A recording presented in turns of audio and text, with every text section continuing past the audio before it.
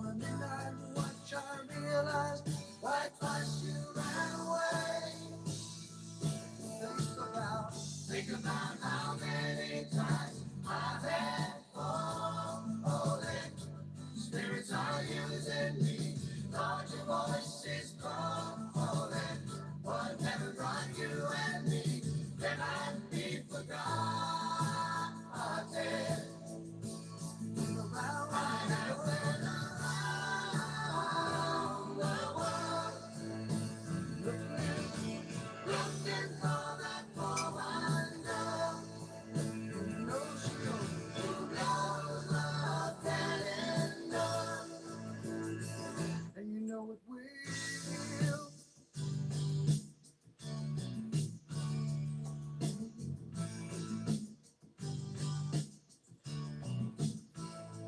When you see the Southern Cross for the first time, you understand now why you came this way.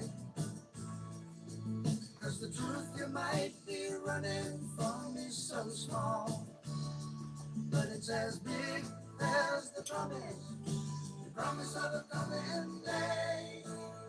So I'm sailing for tomorrow, my dreams are dying, and my love is an anchor tied to you, tied with a silver chain. I have my ship and all the flags are flying. She is all that I have left, and music is her name.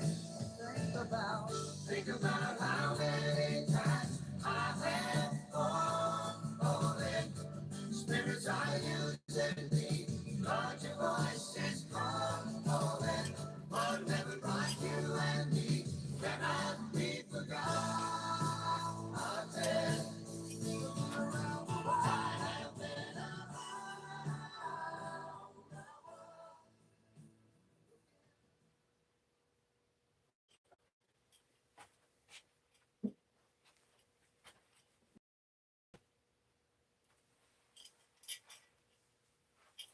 Shit.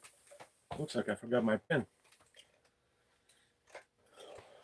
What's up, my friends, comrades, friends, females, males, rejected, redacted, fixed, unfixed. What's up, guys? Oh, I like the red hand. Hey, the little snail. What's up, guys? How are you? Hey, thanks for the likes, man. Appreciate it. I'm gonna take this small sip of this parsley tea for you. Okay, to your health and everybody else's, I guess. Let's do another toast for the better of the country. Yes. Okay. That's hot. Thank you guys so much. Sorry for the delay. I went outside for small little smoke in my lungs break. Um, anyways, again, we're only 2 away from making 100 subscribers, folks, and you know, I get it. That's not the most important thing, but thanks. So yeah, what are we going to talk about tonight? Anybody's got any good suggestions? Anybody wants to suggest something good? Any kind of topic? If you guys don't have a topic, then I'm just going to talk about myself. I'm going to come up with something. I come up here and I just talk about experiences, real life experiences, and the way what's happening in my life, and I have rejections, addictions, sick, and those that basically everything that connected to life and rejection and blindness by the others to recognize the good that you're doing in the world. There's a lot of people out there who do good things in the world. Nobody recognizes anything. Thanks, Jacob, and thank you, Gorger. Thanks, man. How are you, Gorger? who was in the top up here? Oh, it's old Jacob. Yeah, man. Subscribe, guys. Give me some likes and let's share this.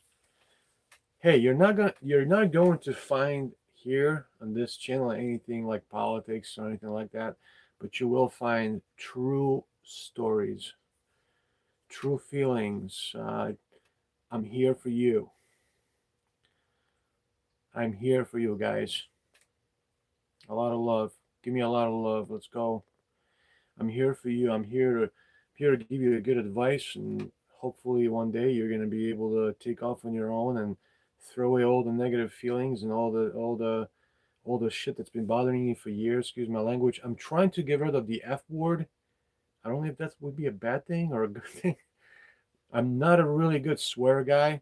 I don't swear. I'm not a really convincing asshole, I guess. See, again, he comes out.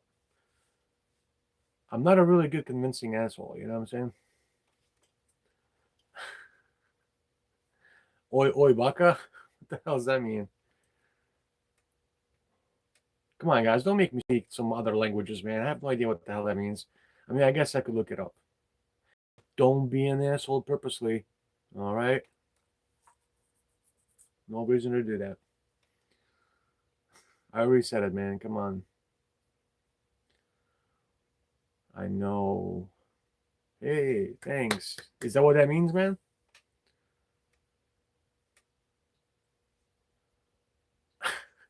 Oi, oi! Oi, oi!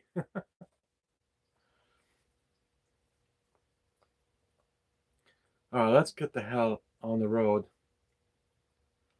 Does anybody know where in the hell you're all going, man? Does anybody have any idea what you guys want to do in your life, man? Does anybody have any idea where is your life taking you right now? Don't take like 5 minutes to tell me. Now is the time. Do you want me to tell you what baka means in my language, man? Or ma'am, or sir, or whoever? Baka actually means grandma. Or as Russians would say, babushka.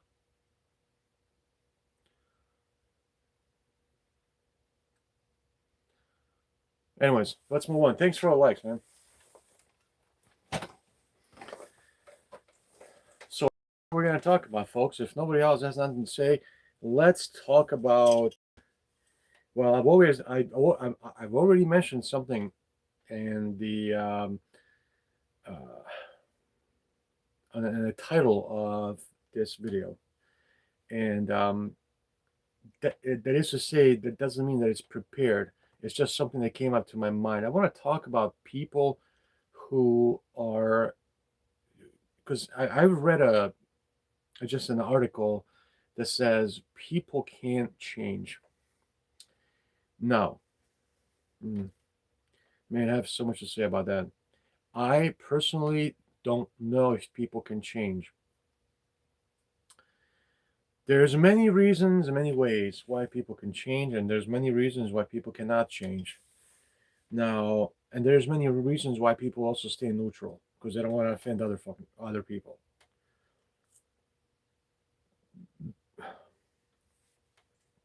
So I have people in my family, and I have to start from my own, not my closest family, but my further family.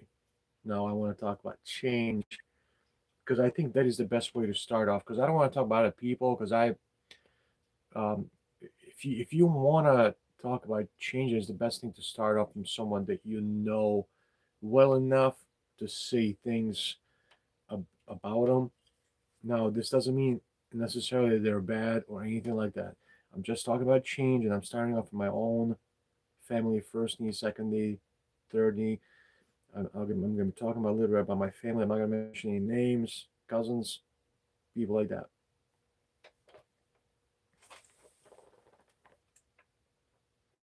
What the hell is this? I have no idea what this means, man, but okay. I don't know. It's asking me these weird questions, and I really don't want to answer. Get out of my screen. What is going on? Hey. Uh-oh. Uh, there's this thing in the middle of the damn screen, and I can't get rid of it.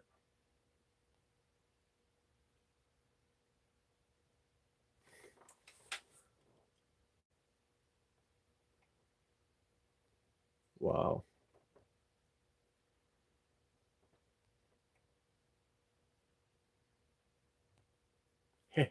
Wait, did I get rid of it? Yes, I did get rid of it. Great. Now, I want to. So, I have a older brother. Now I'm going to start from him. I'm not going to say his name, like I said. We were always close as kids, me and my brother. Now, I haven't changed in many, many years. I've pretty much been the same person. Now, the question people can change, I really don't know. I'm going to compare you and tell you from my own experience with my own family, which haven't changed. Really, not much. So, the fact, can people change?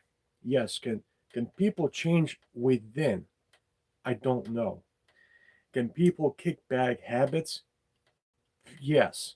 But it doesn't mean that people have changed in you know in broader spectrum of human existence, meaning, did they change mentally, did they change physically, did they change, um I don't know, like, uh, for me I think the changed person is pretty much the one that has changed mentally. Okay, not physically, really. Although that's a good way to change. I mean, people lose weight, um, and that's a good thing. Not always. So I'm talking about a change that's more mental, right? Because that's your mental state is what really keeps you in check. And that's really, and a lot of people say, can you bring on illness to yourself? Can you bring on just the way you feel, but the way you think? They say, oh, if you think like that, well, these things will happen. If you think that your freaking leg is going to fall off, they probably will one day. I don't believe that. They say it's a mindset thing. Mm-mm. Your thoughts are not very much connected to your legs. I'm sorry. Your brain is connected to your legs physically, but I just don't think your brain is mentally connected to your legs. If you think something's gonna happen to you in the future, um, you, it may not, but still, it still doesn't mean that you can control your future by just thinking about it. Now, can people change? Now, like I said, I was talking about this. My brother, who is my older brother, only, well, of course, I have only one brother. He is older, and he has always kind of built big. He's My brother was always kind of. I love him. I still love him to death, but he's kind of like, I know he doesn't love me, and it doesn't really mean anything. Um, but it doesn't insult me. It doesn't make me feel bad. It doesn't affect me in any way. It just disappoints me to know a certain thing about my brother. And I'm just taking him as an example because he's one of those people that are closest to me. So when we were kids, uh, you people say, well, when you were a kid, that those are bad things, but then now when you're adult, you're smarter, you're better. I would say my fucking brother never changed. When we were kids, I would do something outside house. I'd go hang out with my friends, and I can tell you one thing: he always seemed like he was one step ahead of me, following everything that I do, and he would run up to my parents and after every time, every day we hang out. If he sees me do something, when we come home together, he would say to mom and dad, hey, I've seen him hang out with those people that you don't want him to hang out with. He would tell my parents to not to hang out with certain people because I was forbidden from hanging out with certain kids because I would always get in trouble.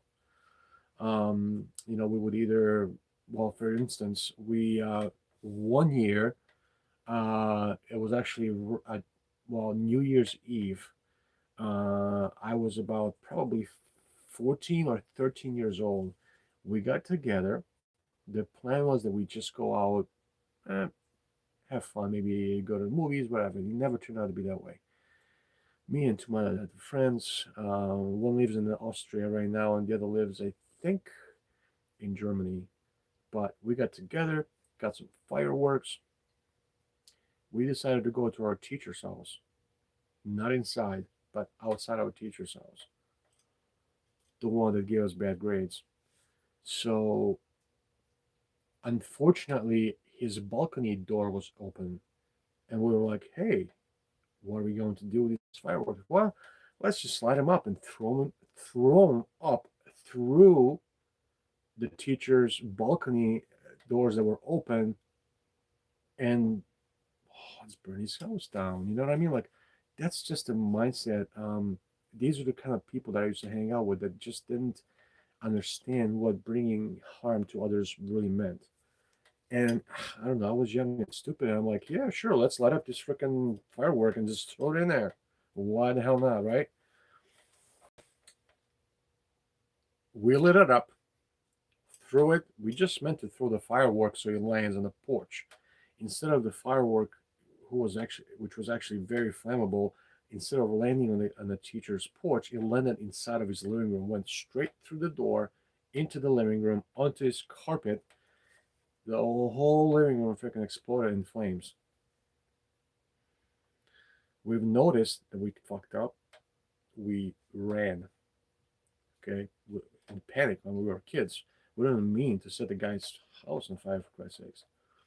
Luckily, the whole case ended up being to where they called the fire department, who showed up, 5-10 minutes later, to put the fire out. Um, in school, there was like a billboard that he talked about. He said some kids passed by my school and threw this flammable firework into my living room and burned my living room down. You know what I mean? Like they almost killed me and my wife and my kids. And I'm thinking, God, those were such fuck ups when I was young. Like those are stupid things that I did, and I'm not proud of it. I mean, I remember there was an old car in just about 2 blocks down from where I used to live in Eastern Europe, in the former Yugoslavia where I used to live when I was younger. There's another story, just real quick. Just I'm talking about bad decisions that I used to bring or make when I was young, and were those mistakes and decisions preventable?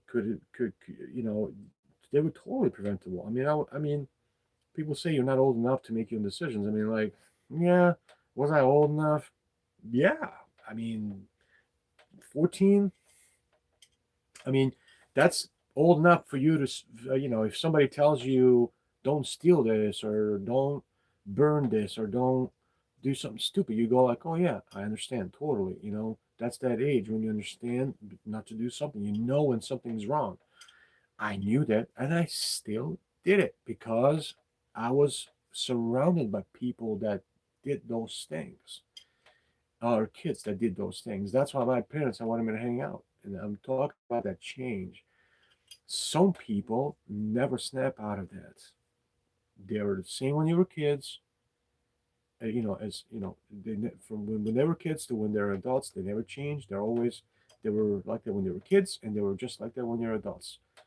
I, you know, I have changed quite a bit. I would say when it comes to decision making, when it comes to just mental state, my mental state, I've changed a lot. That's because I've been through a lot. Okay. Some people, everything is given to them. I believe that those that were given everything from when they were little to when they're older, those are the people that don't really change. They don't have a reason to change for anyone or anything. Why? You have a lot of money. Why would you want to change for anyone? Why would you want to do anything extra to make anyone else happy but yourself, you know.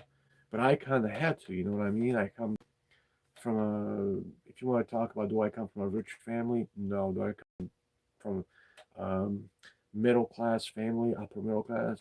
No.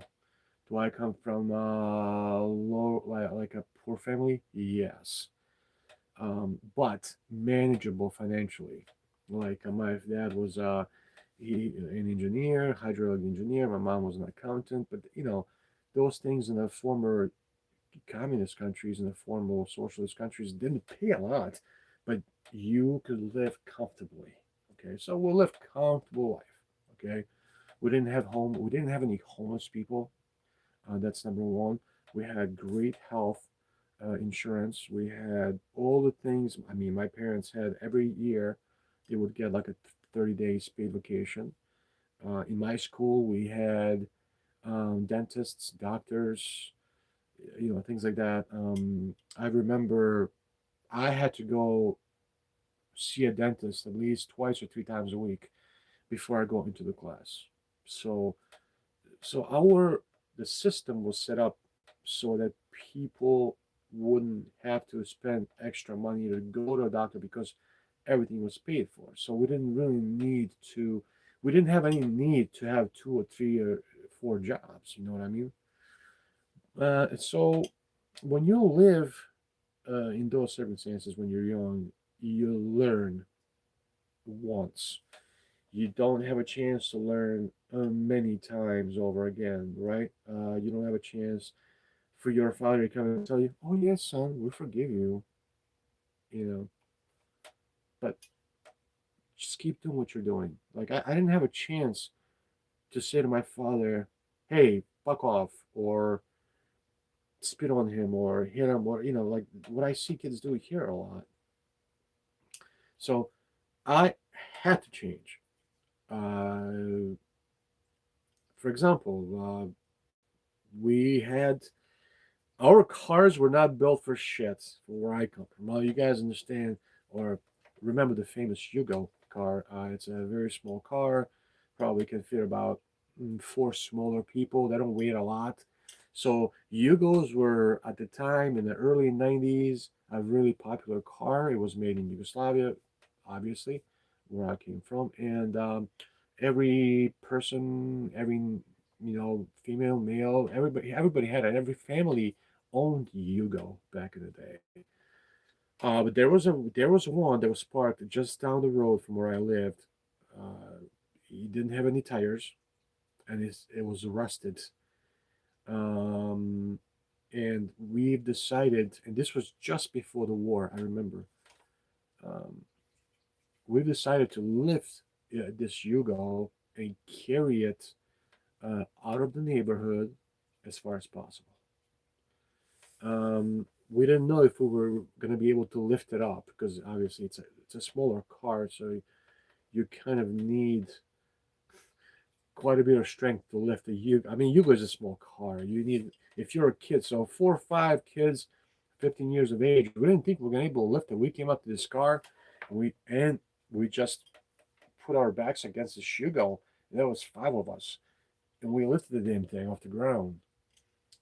We carried it out into the river, just outside, just maybe 2 to 3, maybe 100 yards out of town into this river, and we put it on the edge of the bridge, and we just threw this Yugo into the river. I mean, this that was somebody's car, somebody my neighbor's car. I didn't know the guy. We didn't know who this person that was that owned the car, so we just picked up this Yugo. They had no tires on it. I don't believe it had an engine in it. I'm not sure. We didn't look inside of under the hood, but the car was extremely light. We picked it up, and we were shocked we were able to pick it up and just carry it. And so we did. And 2 or 3 days later, of course, the guy came back from vacation. He's looking around the neighborhood. He's like, "What the fuck is my car?" He knocked on every single door in the neighborhood looking for his car.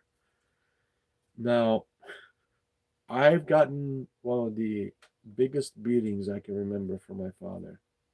I will never remember getting beaten that way. Uh, I mean, what do you do? What does your parent do if you and your friends take somebody's car and throw it into the river? And then the neighbor comes out later looking for his car, and he finds out that you did it, and your friends. I mean, what you as a parent, what would you do? You're gonna tell your kid, "Oh, that's okay. You're just young. You made a mistake," or you're gonna say, "You son of a bitch! You do that one more time, I will kick your ass."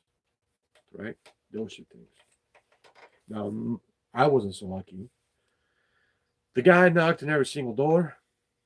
That's what he told us. The story after I found out what actually happened. Knocked an hour door. I came and opened the door. The guy said, "Hey, did you guys do something to my car?" I said, "No, you can talk to my dad." My dad comes out.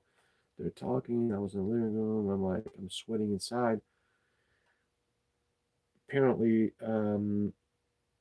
my dad, for some reason, knew because, it's a small town. Everybody knows who the trouble is, you know. So when the dude left, my dad comes out. I'm sitting in the living room playing my bass. He goes like, "Put that down. I want to talk to you for a second." And I'm like, "Oh, please, don't let it be about this damn car." if I, if he cracks me and I tell him we actually stole this car and threw it into the river off the bridge, I'm gonna get a beating today, a good one. We sat down, we started talking, and he's like, "What were you today?" I'm like, "Oh, well, we're just hanging out after school. We played marble." He's like, "You were playing marble for 4 hours?" I'm like, "Yeah." He's like, "What are you, dude? Come on, man. Marble. If you play marbles, you don't play marbles for 4 hours. It's a game that lasts 10 minutes, 15 minutes. I was away 4 hours, 4.5 hours." He said to me, "I was just talking to this gentleman next door, and he's looking for his car. He said somebody took his car and threw it into a river. The cops found his car in the river." And he goes, "Did you do it with your buddies? Did you guys take that Yugo and throw it into the river?" And I'm like, "Dad, come on, seriously. How do you expect us to lift a car and throw it into the river? There's no way." Finally, I just had to because my dad is a really persistent, really persuasive kind of person, very serious. He's one of those dudes that doesn't laugh a lot unless he has to laugh. My father doesn't laugh unless you really make him laugh. He doesn't, he's one of those, he was always a very serious, a very good guy, but very serious, serious nature. Um, and I just cracked and I'm like, "Yeah, Dad, I'm sorry, but yeah, we did it." "You did what?" Exploded. Bam, hit me once, then first with his left, his right. My head was like spinning. And then he pulled his belt, freaking got me over the chair. I had to take my pants down. And he fucking beat the crap out of me with this old Soviet belt, military belt. Until, and I couldn't cry. The more I cried, the more beating I got. That's how it was back in the days. Hey, how's it going? Solomon. How you doing, Solomon? So I've made so many mistakes when I was young. Man, not to talk about the barn that we've burnt. Barn full of horses. I can never forget that. Thank God they got those horses out of there. But yeah, another time we were we used to love to explore caves when we were kids. There was a barn not too far from a cave that wasn't really explored. That was up in the hills, maybe about 2 or 3 miles up in the hills, and we walk up there now and then. It was a cave that it was unexplored.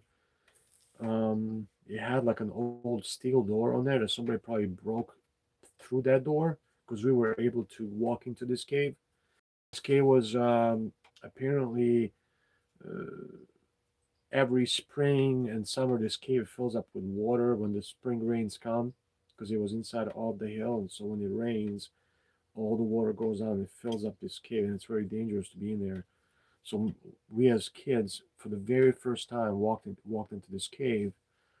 We brought candles and lighters and flashlights and all that stuff, and it was a shit ton of bats in there.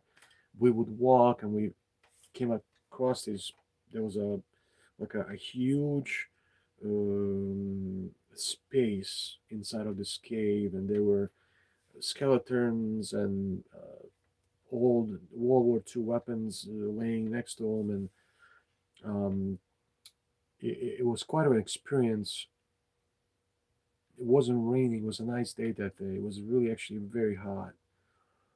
Um, but the cave is not the point of the story. When we were done with cave, we were gonna come back home. Um, we were all hungry. It was getting late. It was near sunset. Um, so it would get dark early around 6 o'clock.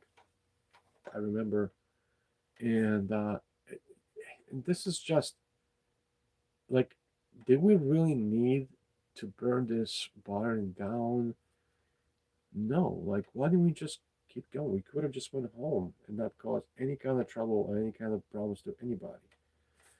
But then again, you're young, you make dumb decisions, and so did we. And there was way too many of them. I just remember us stopping by next to this barn, three of us, two of my other best friends. The question was, if we light up a candle, could we throw it through the tiny little window? There was a little window on this barn up on the top, and this was they're not like a wooden barns like here in the United States. We had barns that were made out of brick, and they were full of hay. But uh, it's not easy to burn them down unless there's hay in there for horses or something like that. So there was a tiny little window. I'd probably say it was less than a foot by a foot, and we would light up these candles. We'd try to throw them up there through this window, and we would bet each other, "Hey, I'll give you this much money if you can throw the candle up through that window into this barn, which is full of hay and also had horses in it." It's just stupid shit like that, and yeah, we were like, "Sure, why not? Let's do it." We light up the candle.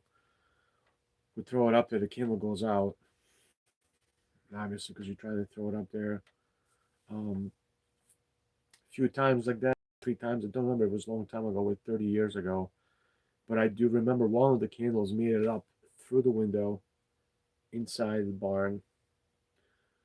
We didn't really think much of it. And we're like, oh, yeah, hey, you did it. I owe you this much money, whatever. Um, we were kind of happy. We were, because it was really hard to hit. I mean, it was, you're talking, I don't know, it's 8, 9, 10 meters up, or more up on the top of this barn, and all of a sudden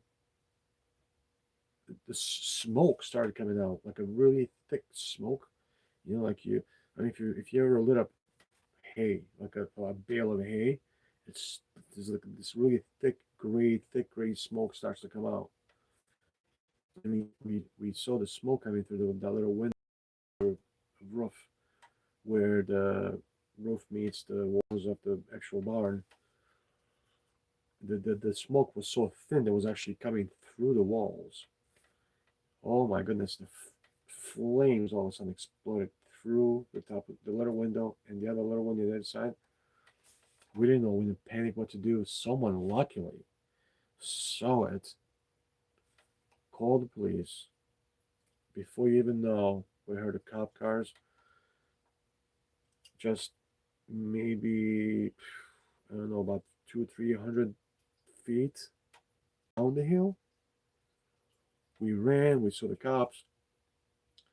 By the time I got home, yeah, I'm pretending like nothing happened. We just burned the barn down and almost killed all those horses. I found out later. We found out that the horses were fine, thank God.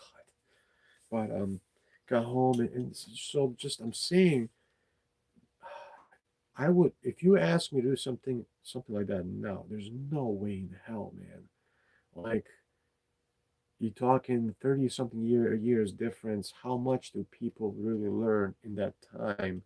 In 3 decades, we learn a lot, you know.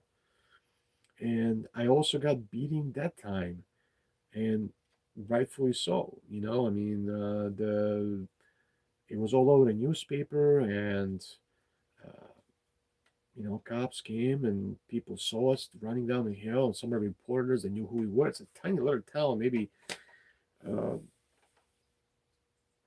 you know uh, maybe less than 5,000 people. When you live in a town like that, everybody knows what the hell you're eating for breakfast and lunch and dinner. So we were really trying to hide. We were kids. We were just like, whatever. Nobody's gonna do anything to us. We're kids.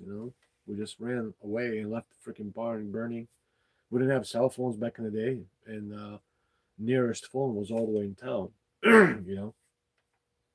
You gotta go to a phone booth or something like that, or go home to make a phone call. And by the time I got home to make the phone call and say that, hey, this barn is on fire, it would have been gone. All the horses and everything else that was in that barn would have been burnt down to the crisp. Because my house was about, I don't know, about half-hour walk. You know, so things like that. And that day, my dad was so angry. I've never seen him that angry in my life. Although the fact that he was in a good mood, I've ruined his whole day. I just imagine how many times I've ruined my parents' day. I can never forgive myself for that. Just when you grow up and you see how much your parents have sacrificed just for you, so you can grow up, so you can be someone, it's just an amazing thing. You can almost never forget that moments. Uh, those moments are what makes you who you are later on in life. And I don't even think that ever stops. Like, um, the kind of people and the kind of tradition that I come from is um, you're you grow up to be one of those people that um, you grow up to be a human that only cares. That's what you learn. You learn that first. That it's a it's just that's how traditionally we are as a nation. Um, we always look out to help your neighbor, everybody else. It's just how we are. Not everyone, of course, but it's just as a nation, we thrive to help others, and that's how my parents always were. That's how they raised me, and that's kind of like what makes you who you are 30 or 40 or 50 years later. You learn from those experiences, and it's just amazing how much headache I've given my parents. And when I see kids nowadays disrespecting their parents, I just cannot believe how much disrespect there is out there. um, I watch TV now and then, these shows where um, these shows where they show you clearly uh, kids disrespecting their parents, and no matter what it is, your father. I'm not talking about purpose. If you're purposely beating a child, that's something else. Or beating them for no reason, or doing any kind of acts of abuse, it's not okay. I'm talking about raising your kid. You know, if the time for punishment comes, you get punished. Maybe you get a little spanking stuff. With me, it wasn't just spanking. I mean, I used to get belt, man. Like, I would get belted hardcore. If I mess something up, I know it's coming. I know that there's no way out for me. I know I'm gonna get it, you know. And I never wanted to look at my father the wrong way. I never wanted to look at him like he did something out of the ordinary. Like, hey, why did you beat me? I really didn't deserve it, kind of thing. When I know I did, I was an asshole. Now I realize, not now, but some years now, and it ages your parents a great deal. It ages them. It brings them a great deal of pain and disappointment, and especially if you come from a poor family where your parents have to have two or three, four jobs. Especially here in the U.S. God damn, you gotta have between the two parents, they have to have four jobs just to raise you, pay for your food, for your clothes, for your parties, for your bad habits, support you mentally. That is the biggest part, I think, in every parent's raising their kids and change in general. Because that's pretty much what I want to talk about. I want to talk about that change and do people really snap out of it? And if you don't, you see, if my father never did that, if he's just let me, if he, if I, when we threw that Yugo off the bridge into the water, when we burnt that barn down, when we threw firework into the teacher's house and burnt his carpet down in his living room, and all those incidents, and there were many more. I just don't understand why I didn't learn from the first one, second one, or third one. You know, and and you better believe that I got beating for every single one of those. And I've just noticed how much it's changed and how much my parents have aged. Each time you do something like that, it seems like it ages them. And all I wanted was for them to be around forever. I I never expected for my father to go the way he did. That man never deserved to go out the way he did. God bless his soul. He was a great man. Most of our fathers and mothers are great people. And if you think you're just gonna take off and say fuck you after they raised you for 30 years, 20 years, and just because what he spanked you once or twice and you're hurt, get out of here, man. Come on.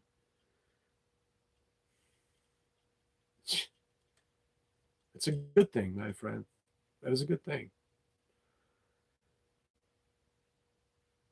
I mean, where I come from, there's a famous quote: "This beating comes from heavens." Now, you can interpret that the way any way you want, but it's teach me some things, and I feel like I wouldn't be the great man that I am today. It made me who I am. And last time I saw my father, he came out and like I had one of the greatest days in talks with him. Uh, we watched a really good movie. We talked about the past and the present, and I sat there on the couch next to him, and I'm like, man, I've never had such a great fucking talk with my father, man. Like, it's been years, like years and years.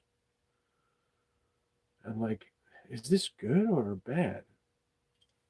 I couldn't really figure it out what the fuck is going on because, excuse my language, it was kind of like Um, kind of bizarre, you know. We've never had a open conversation like face to face. And he's laughed, and he was really open and easygoing, and where through most of the years he never was, you know. And he was visited for like a day and a half. Um, and it's almost like I knew to listen to the every word he had to say.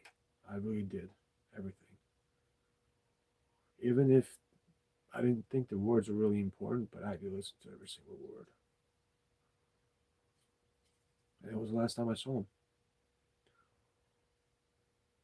I was trying to keep him to stay for one more night, and he just kept saying, "I gotta go," you know. So he left. Yeah.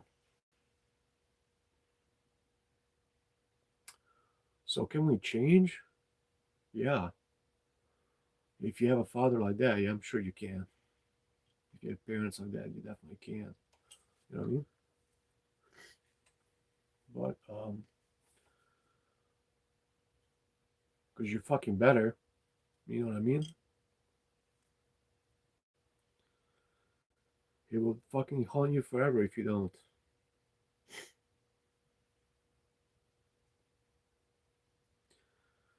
But you see, like my brother, he fucking never changed. You know, even after the passing, he never changed. He was, he's the same asshole he always has been. You know,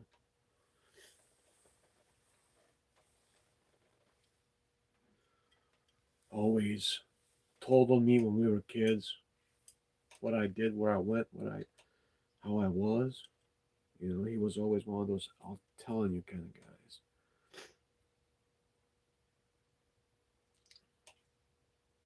It's not beer; it's actually tea, folks. My brother hasn't called me in 2 years. You know,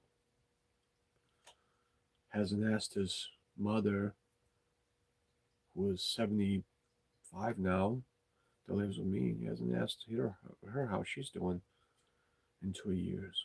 Now you tell me, is that a person deserving of someone like that? A parent like that?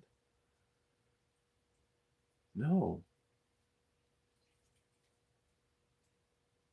I mean, this man, my brother, he lived with my parents till he was 37 years old.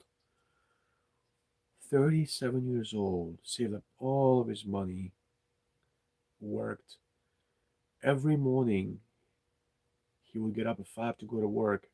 Mother will wake up at the same time, made sure that she made him breakfast, made sure she washed all his clothes, made sure that it was all folded and washed and ready to go. And he would take food with him. And she's done that for decades for him. So he would go to work clean with money in his pocket and food in his lunch bag or lunchbox or whatever the fuck it is. And all the money that he saved up for all those years, he's kept. My parents never asked him for a dime. Even though my father had 3 jobs when he was here, he never asked for a dime from him. It's just the way it is.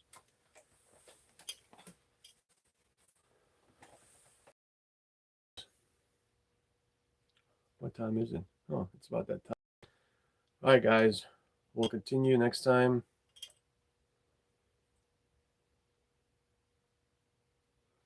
Thank you all for stopping by. Thank you for all your support. And we'll see you next time for the episode 11 of Just Not a Conversation. Thank you for all the support, likes, and subs. We'll see you either tomorrow or the day after. Truly, thank you. Love you all. We'll see you soon. Take care.